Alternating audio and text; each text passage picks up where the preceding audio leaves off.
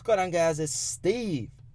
So Kevin Durant and Russell Westbrook battled last night yet again. Now, obviously my man Kevin Durant has more help than my man Russell Westbrook in terms of, great players on his team and things like that. But last night proved something to Russell Westbrook and the entire league.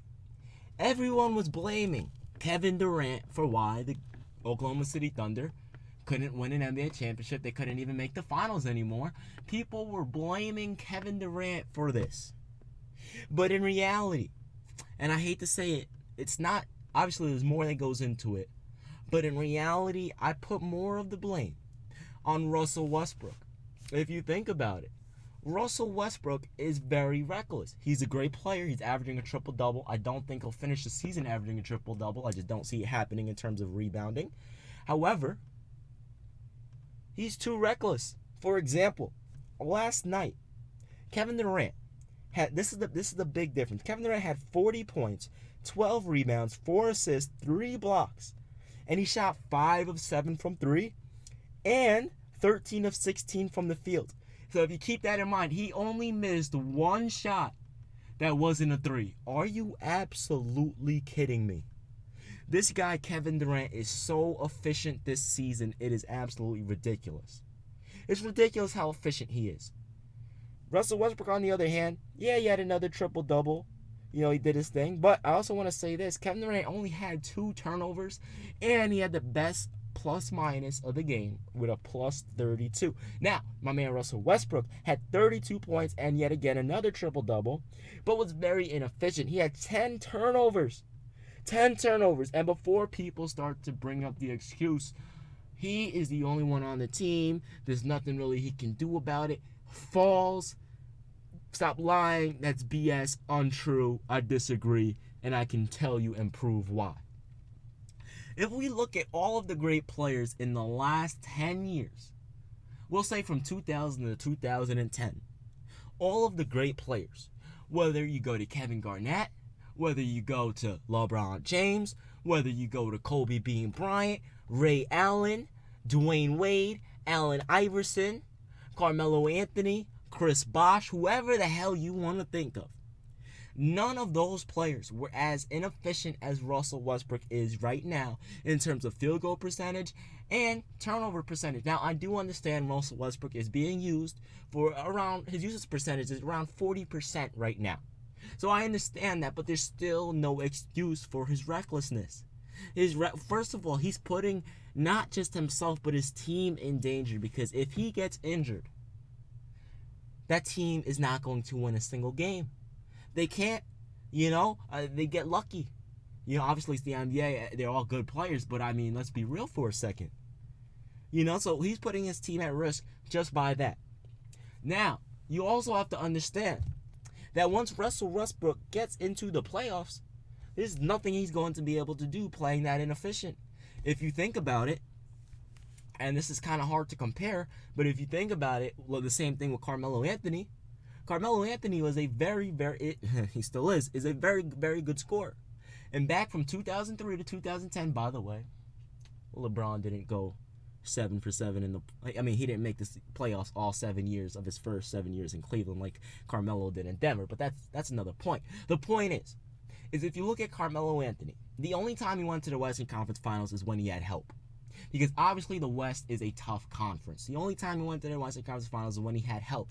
Chauncey Billups, Kenyon Martin, J.R. Smith, etc., etc.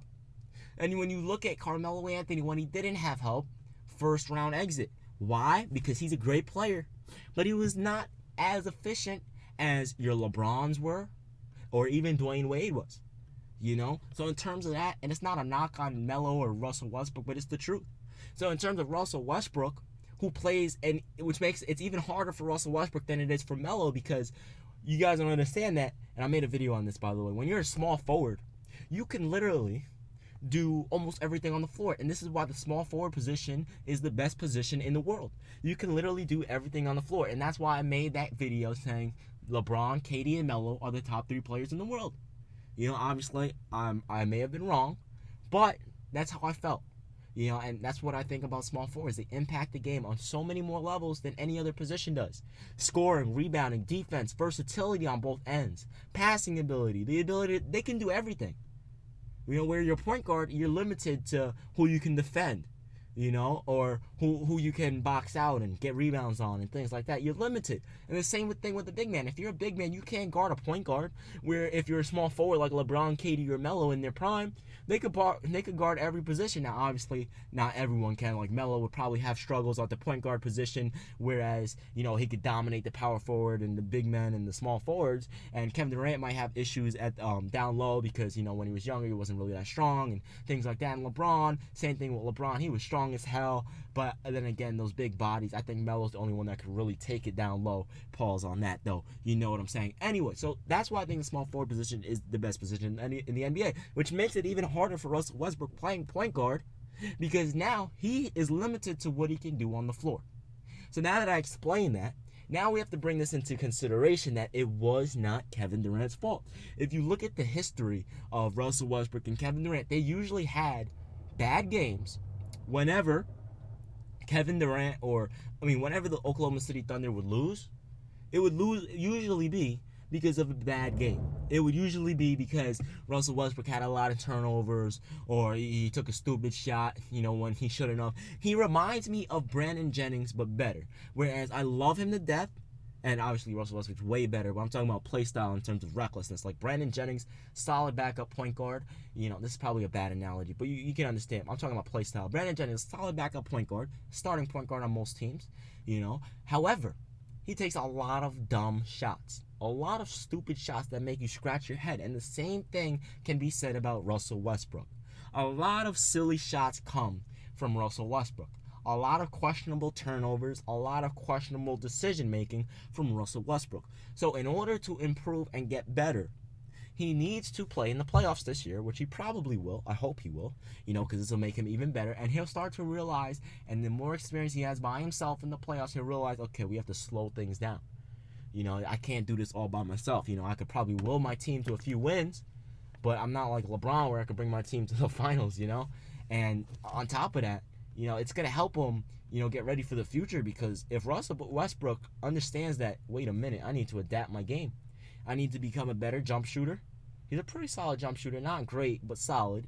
If he can become a great jump shooter, he has to think to himself, look, if I can become a great jump shooter and I can play slower and I can make smarter passes, take smarter shots, help my team better, we're going to start winning more games. I got Enes Kanter.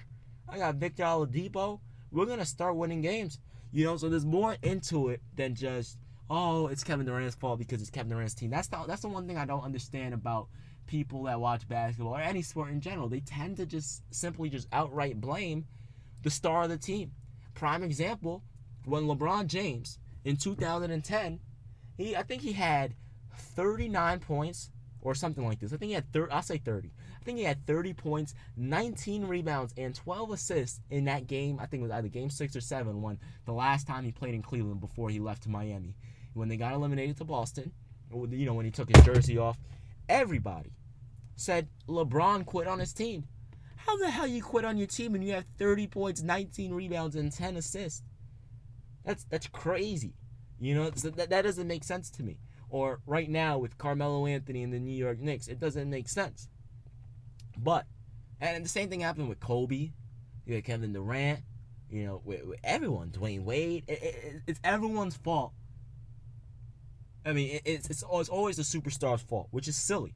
If you think about it, take the superstars off your team. Let's take Kevin Durant off the Warriors. Let's take Melo off the Knicks. Let's take LeBron off the Cavs. Let's take even D-Wade now off the Bulls. Let's take Russell Westbrook off the Thunder. James Harden off the Houston Rockets. Kawhi off to the San Antonio Spurs. And what will happen? Those teams will go from whatever record they have now to worse. And the reason is because the superstars will your team to the win.